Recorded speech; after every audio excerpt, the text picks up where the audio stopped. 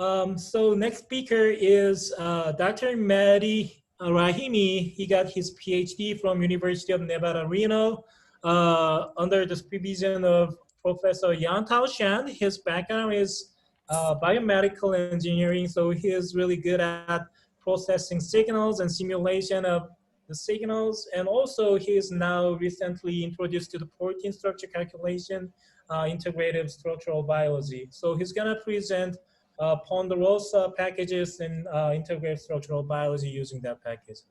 Thank you. Thank you, Dr. Lee. Hello, everyone. My name is Mehdi, and the title of my talk today is Protein Structure Determination by Ponderosa using NMR and cryo-EM data. This is the outline of the talk. First, I'm going to introduce the Ponderosa CS software package. I'll have a demo of the Ponderosa for you. Then I'll show some of the application of this awesome package, and I'll talk about the simulated protein evaluation and also integrative structural biology, and then we'll go to the conclusion. So first of all, Ponderosa CS overview. This is a software that was developed by Dr. Wong Lee for automated protein 3D structure determination. It offers very fast and easy way to determine 3D structure and protein structures. It's also free and available for all academic users. It's designed to be accessible to persons who are actually not experts in NMR spectroscopy. Abilities of working with various experiments such as liquid state, NMR, 2D NOESY, and different kind of 3D NOESY, solid state, NMR, and so on. Ponderosa actually uses Adana, and Adana is our NOE assignment algorithm that runs with Explorer NIH, which is called automated database assisted NOE assignment, or Adana. It enables users to select either Adana automation or Ponderosa X refinement, and they are freely available. This algorithm uses RDC, SAX, and Ponderosa blacklist and whitelist as auxiliary inputs, and we could find that this outruns Cyana automation in some challenging proteins.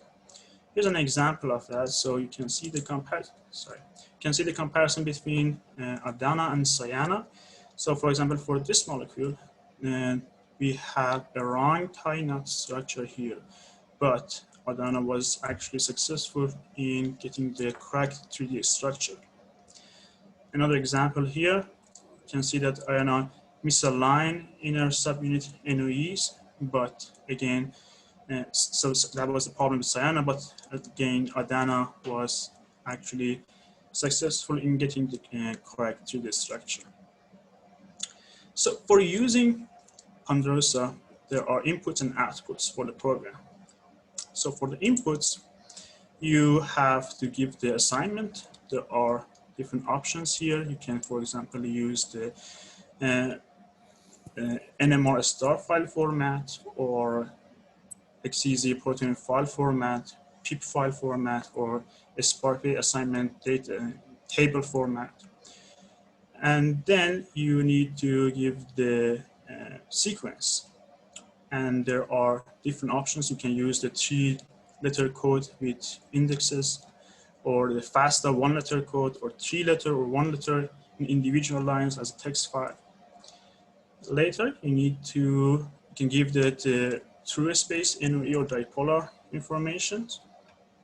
And also you can supply the program with restraints, and this one is actually optional. You have different options here. And I will go through this later in details. But the output then will be a family of conformers in PDB format that represent the protein 3D structure. This will be separated models in individual PDB formats. Also, you will get 2D structure analysis, solvent, accessible surfaces, torsion angles from stride and talus relations. You also have more probability analysis file, list of assigned and unassigned pick lists from 2D nodes in spectra in Sparky and XEZ format. This is the workflow of Ponderosa CS program. So there are a bunch of programs that are actually working together. You only need to install the Ponderosa client and Ponderosa analyzer. Ponderosa client is where you actually supply the program with all your data, and then you just click the submit button. It sends all the data to the Ponderosa server, which is running right now on the NMR FAM servers, and there are multiple servers. This is like actually a little old, it says 7, but there are right now there are more than that, and does all the calculations for you, and you will get the result back as an email attachment, and then you open your email and the filing that email, and you can open it in the Ponderosa analyzer, and you can validate the result. So as I said, Ponderosa CS consists of 4 different programs. First, there is that Ponderosa client that you're going to use for job submission. You will use the Ponderosa analyzer for validation and refinement. There is a program called Ponderosa server that is already installed on NMR FAM servers. You can have it on your computer or your own resources, computational resources if you have, but normally you don't need to. You can just use the Ponderosa servers that are ready to use for you.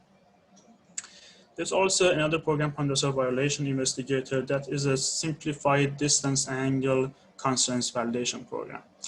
The user actually needs to only install Ponderosa client for the job submission and Ponderosa analyzer for validation and refinement. And if you already have a Sparky actually installs these things, so you're fine. So to use the Ponderosa client, that's where you start your work. And first you need to indicate the working folder. And there is a contact information form here. The only mandatory field here is the email, because you're going to get the result back as your email. But we encourage you to fill out everything else, because some of them are going to help us with the NIH grants. And so you also can use the project box for your own tracking to know which one was these results are related to your project. Then you're going to select the assignment and sequence and through space data. Also, if you had any problems with any of these formats, you can just click on these blue links, and that would open a window that will explain, as I did before, what are these different types. For example, for the restraints, there are 9 different formats. You can have torsion angle constraints, distance constraints, like as in upper limits or lower limits. You can have residual dipolar couplings, SACS data, raw data, Ponderosa blacklist, whitelist, coordinates or similar, protein structures, electron microscopy MAC, and all those things. But actually, the restraint section is optional. Next, you can leave the rest for now as is. And also the URL, you can just leave it as is, and that would just connect automatically that are running on NMR FAM servers. But one important option here is the calculation option. And there are many things that you can change here. So there are actually 10 different options here for you. There is the Cyano automation, which uses the Cyano noisy assignment module to generate distance restraints and run structure calculations with them. Next one is the Ponderosa refinement, which actually hacks into the Cyano automation and tries to remove violation constraints and recalculate the structure. Next one is constraint only, that actually does not use any nosy spectra or peak list, but only the distance constraint submitted by the user. This option is used followed by Ponderosa Analyzer in the final refinement step. We also have the Adana or Asana automation, which is automated through space data assignment by Adana Asana algorithm in Ponderosa server and simulated annealing by Explorer NIH. And there is the Ponderosa X refinement, which is one additional NIH structure calculation with refined constant generated by Adana Asana. And then we have the constant only X options. There are different ones here. And the first one calculates for 4D structure, like a small scale for fast calculation with only user upload data. And then we have the larger numbers like 100 structure or even larger than that, like 200. The first three of these assignment options are Cyano based, but the rest are actually in Explorer NIH based. And you can see that number 1, 2, 4, and 5 are using automated through space data assignment, but for the rest of them, you actually need to provide lower bound information yourself. So going to actually use a program, so you fill out the application with all the form with all your data, as you can see, for example, as an example here. Then you click the analyze input. That will just do a quick analyzing and let you know if there is any problem. After that, you will click the submit button, and that would send the job to the cloud, that the Ponderosa server that we have, and you'll get the result back in your email. When you get the result, you are then going to use the Ponderosa Analyzer, and that is a tool to validate and refine your structure produced by Ponderosa server. You will receive a compressed zip file by email, and that is all your result. Ponderosa Analyzer is designed to show the important information in the easiest manner for users. After uploading the results, you just need to load them into the working directory in the Ponderosa Analyzer, and everything else is going to happen from there. So this is the window for Ponderosa Analyzer. I currently loaded something here. I will show you this in the live demo later.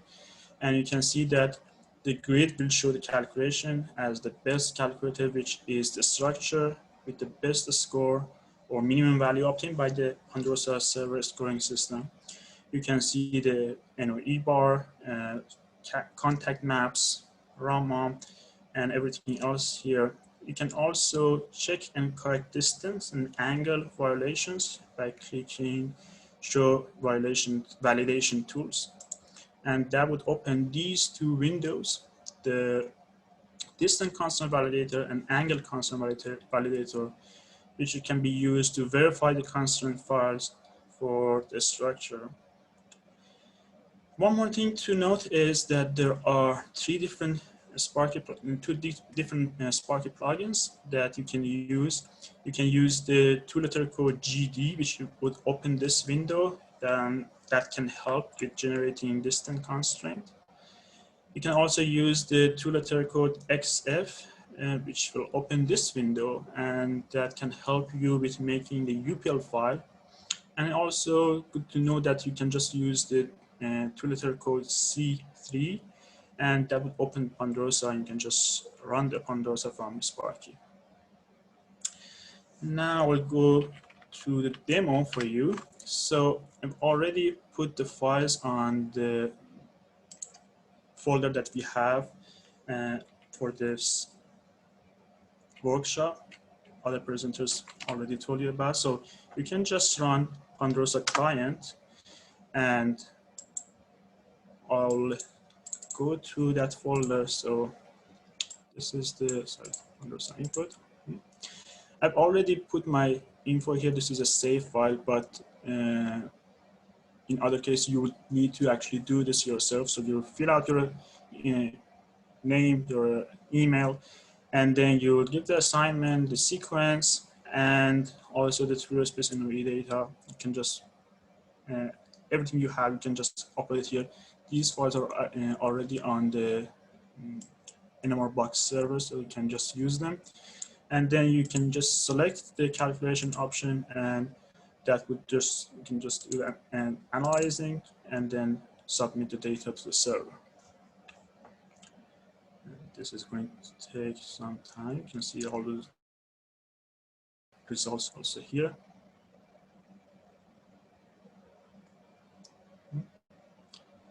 Mary, there is a question in the chat box. Hamid is asking, is there a tool for signing a nosy from a structure or back calculation of nosy?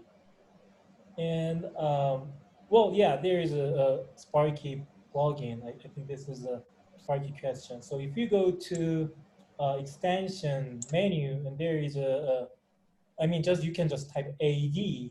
It's going to open up the assignment distances. So you can load your PDB, and then it will allow you to map the long range cross peaks on your nosy data.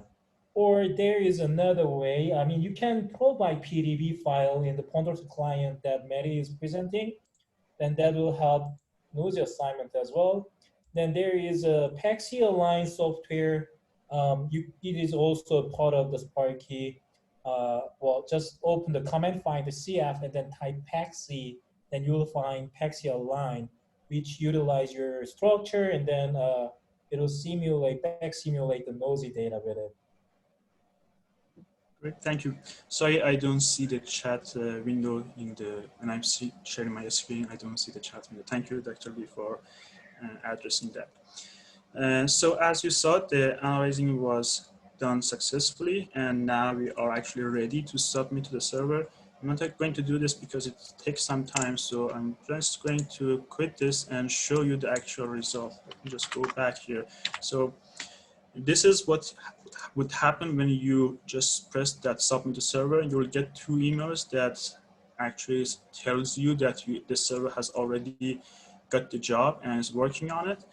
And depending on the workload of the server, this can take some time, but you'll eventually get this result back. So this would be another email that has a link to it, and that's a zip file that you can just click and you download the files, and that's all your results. So you would unzip that file in a separate folder, and you can go back here. So then you open the Ponderosa analyzer. This is already, you can use it from nmrbox, and you would, let me just open the folder.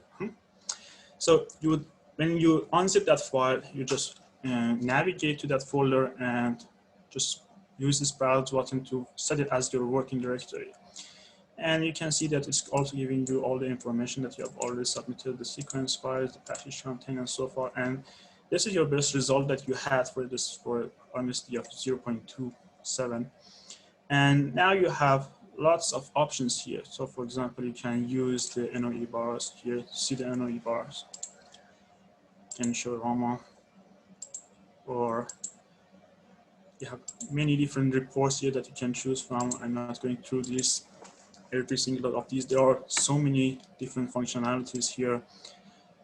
Also the contact maps. And also you can just go to the validation tools. So if you click this thing, it would open these two windows, the distance constraint and angle constraints, and you can actually see all these results here. So for example, you can click on the view in the space, and that would open it in the pie mode. You can see the actual result here. So you can just click add P and can actually see the result of what you are using.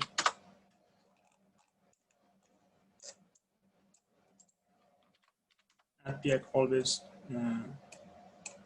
updates this window. So you can have all these, and also you can click on every different of these rows here, and you can use add P here, then to update and see what was the result here. We go back to the presentation. So that was a very brief introduction of Ponderosa. And now I would just want to explain how, for example, we can use that in our projects. So this is where it takes us to integrative structure biology that I want to talk to you about for a few minutes. As you know, protein structure determination is an underdetermined problem. Often traditionally employed biophysical techniques like NMR or X-ray crystallography or cryo-EM cannot make an accurate model when they're used alone. So that's where you can use the integrative structural biology approach, which combines these differently sourced data and can provide you with models for dynamic structure. Cryogenic electron microscopy, or cryo-EM, is an alternative method for obtaining and analyzing protein structure. While NMR is typically used to obtain structure below 400 residues, cryo-EM is used more to obtain larger structure, usually 1,000 residues or more. So combining cryo-EM and NMR can create a simulated structure which can then be compared back to PDB structure using PyMol. So first of all, we were interested to see if we could get a similar quality of result with solid state NMR as we had with solution NMR. So that's the project of one of our that are based on Hong Young project. So what she did was that to assign the reliability and accuracy of the software and potentially improve it, she simulated chemical shift data and protein sequences, and that was fed to the Ponderosa server. This created through space distances for solid state NMR based on PDB. The accuracy of its output was compared and assessed through PyMol, and the scale for similarity was evaluated by RMSD generated in PyMol. And as you can see here, the majority of the results report RMSD values close to or under 2 angstrom. And this is another way of presenting data. So the number of distance constraints in protein entries were also removed at various amounts, like 5%, 50%, 70%, 100. And that was done to observe the effect of distance constraints on protein structure. And you can see that PyMol comparisons are expected to give higher RMSD values as more constraints lines are removed. Next, there's this other project combining the cryo-EM data and NMR data. First, I'm just going to show you the quick result here. So this illustration is the reference protein, MSG. The second one is the cryo-EM map with a low resolution of 5 angstrom. And the final one is the superimposed into the structure, giving us the idea of how it will affect simulated structure when combining with NMR. This work is based on the works of Carly Van Dorsten. And the way it works is that she used PDB to vol, which can simulate cryo-EM maps at different resolutions. It shows 5 and 10 angstrom resolutions for this demo here. The constants by the UPL was supplied to Ponderosa to find the structure, and the constants were chosen as 1%, 5, 10, and 10% of the actual UPL. So they are randomly selected constraints. And the results were compared using PyMol, and PyMol can align the structure and calculate the RMSD as a measure for similarity. So this is the flowchart of this project. So what she did was that created the cryo-EM map using PDB to vol. and then uploaded the constraint file to Ponderosa server, and also running analysis on Ponderosa client, which will finally submit the results to Ponderosa server. Then we obtain the result back from Ponderosa server and also upload the final PDB file to PyMol, and also use a split state function to obtain best structure. Finally, we upload the original PDB file and use the align function in the PyMol to obtain the RMSD and analyze the result based on the RMSD. So you can see the result. This is the actual molecule, the protein that we were talking about. So without cryo-EM map and with 5% distance constraint, and this is what we get. And when we compare them with the actual structure, you can have RMSD of 2.4. But when we are using the cryo-EM map at 5 angstrom resolution, and again with 5% constraint, distance constraint, you can see that the result is giving us a comparison with an RMSD of 1.3. So we have this increase in RMSD, which is giving us a better and much similar result. So that takes us to the conclusion. Ponderosa CS package was briefly introduced here as an easy-to-use solution for 3D structure determination. If I just want to convey to you only one thing about this workshop, is that you can just use Ponderosa CS package and just click a few buttons and get 3D structure back. It's a very easy to use application for anyone without the user needing to use any programming for this task. I also talked to you about the integrated structural biology approach, and we ran evaluations tests, which mostly were run on nmrbox servers. And finally, I show you how we could use the NMR data and cryo-EM and combine them to achieve a better and easier structure determination.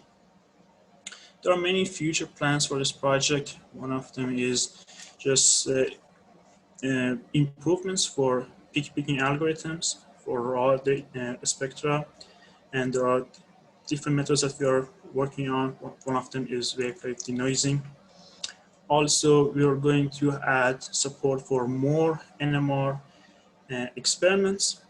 And one more thing is that the Ponderosa and all the Sparky are going to move to Python 3, and everything will run on Python 3, and that would help user a lot in future. So that was my presentation here, and I would be happy to answer any of your questions. Thank you for a nice presentation, Mehdi. Is there any question from the participants? Just don't hesitate, unmute yourself and ask. Hey, this is Adam. I've got a question for you, Mehdi. Nice talk. And I guess this is maybe a general question for all of our presenters so far. We've seen quite a few complex workflows where you guys are linking together a lot of different tasks to do some pretty impressive things. I'm curious, as a group, if you've started to work with any workflow management tools. And I guess those would kind of be like a script that would tie it all together, but kind of a little bit more than that. I don't know. So as when you're talking about the management, so are you talking about just one project or just collaboration between different people who are working on one project? It could be collaboration between projects, but the basic idea of a lot of the management software tools that are out there, it lets you document everything that a user might do. So it seems like oftentimes there could be manual interventions or annotations, little things like that. There may be file conversions that happen between software package A and B, and all of these things can then get captured into one system, so that way you have a reproducible end-to-end workflow. And I'll give the shameless plug. I mean, nmrbox is nice because it gives you an environment that's reproducible, but then what you do in the environment is kind of the next step. And it's a really challenging problem. Mike Grick on the nmrbox team went back for a second PhD in library and information sciences, and he's doing some work on that. But it seems like the tools that you guys have presented today fall in the same domain. Yeah, that would be correct. Yeah, no, we are not using the method that you are explaining. As a end user, I sort of I don't know, that hit me. The management system really hit me because I'm still learning how to use most of the software that I'm using. And it will periodically, when transferring between software packages, one will throw an error and it won't really explain why.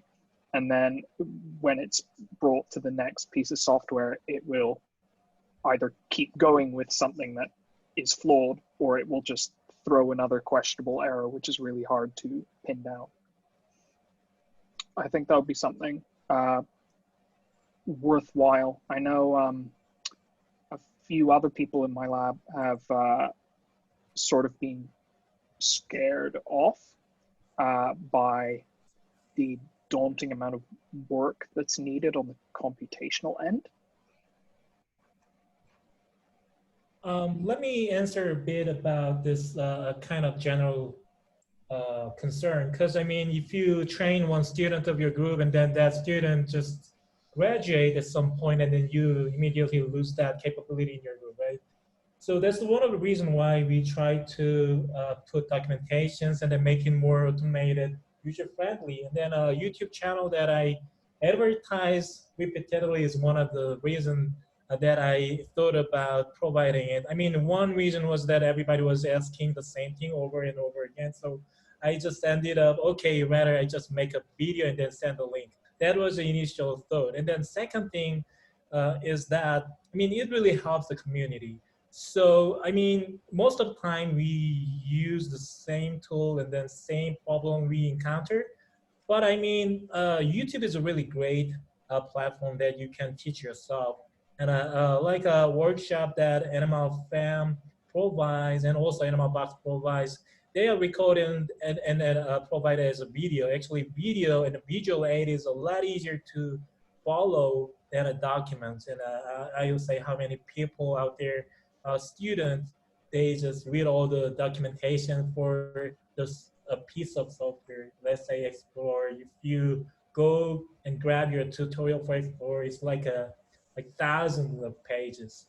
So I highly recommend watching the workshop. I think that this year's workshop from NMFM is completely online. You can just watch, and also they provide data too. And NML Box will be online as well, and also software package is already there. And then I really highly appreciate NML Box provide this input data using the workshop. So I think first thing that you would like to do is just let them watch and follow example tutorial data in the first week of joining your group. And then from that ground point, everybody will be able to have a basic sense of the data, how to analyze the data, what is going to be the basic workflow for getting to assignment and structure calculation. And then after they will encounter more complicated problem, then at least they have a really robust foundation, and then they can devise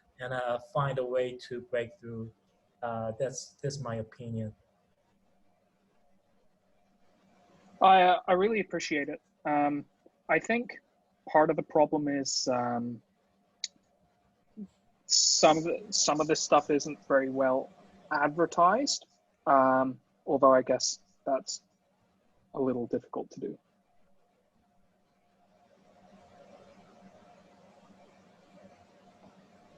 Hi, Mehdi. This is David Onifray. Sorry, my camera's not working. It seems to crash Zoom whenever I open That's it. fine. I've got just a couple of quick questions. So how well assigned or how fully assigned does Ponderosa need to take the input files? Do they need to be completely assigned if you've got a stubborn part of your protein that's very unfolded and you can't fully assign it? Will it still work? Are you still able to submit that, a partially assigned sequence to the Ponderosa server and calculate a structure, or does it need to have 100% assignment? I haven't tried it with partially assigned. Maybe Dr. Lee has tried or has knowledge about it, how would react on it regarding to a partially assigned assignment.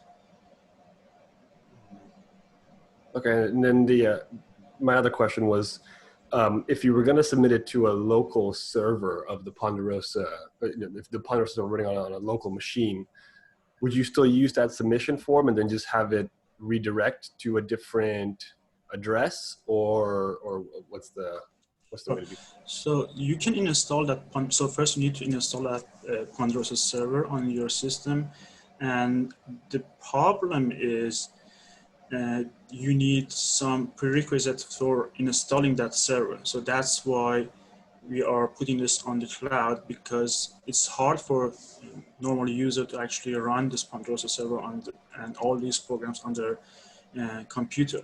So for example, for running your Ponderosa server, you might need a valid Solana license for some of the calculations, or Explorer NIH. You need to install Explorer NIH, Stride, Talus, or so different things. So for example, more probability, or maybe even a mail client to get it back from even yourself. So there are these prerequisites that you need to install, and that's going to make it a little hard for the user. But if you manage to actually install the Ponderosa server and you were willing to actually go through the hassle of doing this on your computational resources, if it's on a separate computer, you can just use the IP of that computer. If it's on your same computer, you can use it for a local host and go back and forth between these two programs. But going back to your question, you actually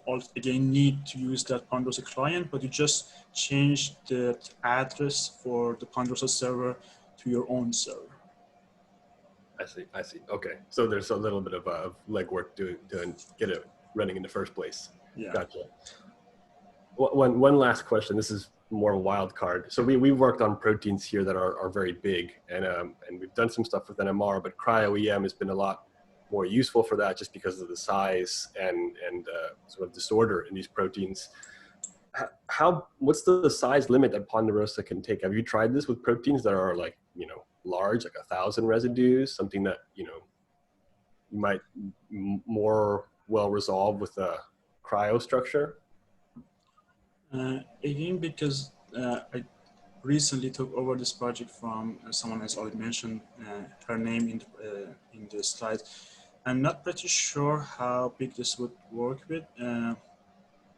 Probably Dr. Lee has the answer for you. Yeah, theoretically it could be 999, but MSG protein that Maddie presented was 80 kilodalton protein. Okay. How many residues was that, roughly? I think it was 738 or something. Oh, okay. Oh, cool. Thank you. And appreciate your talk. It's very good. Thank you. Maybe. So this is Carlos. So I have a probably technical question. So I remember a really long time ago, I was trying to use Ponderosa because I was playing with another structural software to determine the structure of my protein. So, and I have one error that I remember right now. I tried to reproduce the same error. It seems that there is segmentation fault on the core dumped. So do you have some idea what is those mean? I don't know exactly what happened on your system at that time, but the thing is that this software is being updated very regularly. So I highly recommend that you download and use the latest version. That should, there's a very good chance that would solve the problem for you. So I would try it with the latest version, and if that still didn't solve the problem, maybe you can just take a picture of the problem and submit to the group, and we'll definitely help you with that. Yeah, Okay. usually the segmentation fault comes from the faulty input files. So, I mean, if you want to reach out to me confidentially, you can do that. And also there's a separate user group for Ponderosa. So if you go to the Ponderosa website and there is a contact, and you can go to user group and then ask if your problem is a more kind of like common problem. Okay, I get it. Thank you. Can I ask a general NMR question? Sure, go ahead. The protein that I've been working on, all of our spectra have been done with the his tag still attached to the protein, plus a recognition sequence for a protease. I'm wondering if it's worth removing that his tag, or if it will make a significant difference on the protein. It's fairly small. With the tag, it has 150 residues. You mean structure calculation or assignment? I think it's the entire process. Our spectra are looking quite nasty, although I'm concerned about the quality of our structural assignment with the spectra I have now. I don't think his stack that much matters. Maybe other people might have different command, but I don't know. Anyone has different opinion about that? I just want to make a comment. I think you're referring to experimentally removing the tag. And if you have a cleavage site, I would definitely recommend that you do that for all the proteins that you make, because the his tag can have an effect on your structure and dynamics. So yeah, that's a general comment that I would make. I really appreciate hearing that. I'm an undergraduate student who's working with a professor who doesn't do protein NMR, so I'm kind of stumbling around in the dark with this stuff.